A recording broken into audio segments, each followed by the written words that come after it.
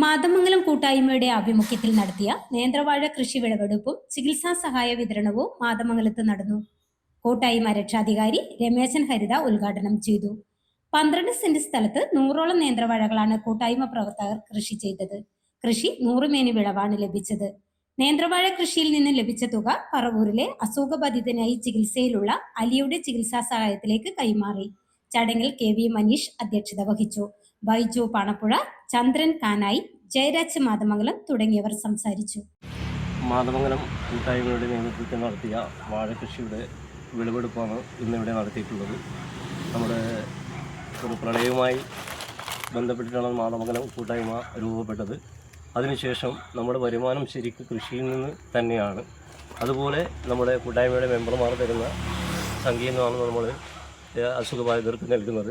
അതുപോലെ തന്നെ നമ്മൾ ഈ ഓണത്തിന് ഒരുപാട് പച്ചക്കറി കൃഷി ചെയ്തിന് ആ കൂട്ടത്തിലാണ് ഈ വാഴ കൃഷി ചെയ്തിട്ടുള്ളത്.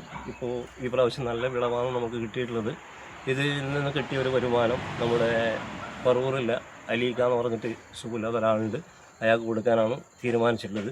അതുപോലെ തന്നെ നമ്മളിപ്പം കോവ അങ്ങനെയുള്ള കൃഷിയൊക്കെ നമ്മുടെ പൂനട്ട സ്ഥലത്ത് ചെയ്തിട്ടുണ്ട്. കൃഷിയിലെല്ലാം നമ്മുടെ കൂട്ടായ്മയുടെ മെമ്പർമാർ ചേർന്നുകൊണ്ടാണ് നമ്മൾ ഇങ്ങനെയുള്ള കൃഷികൾ ചെയ്യുന്നത്.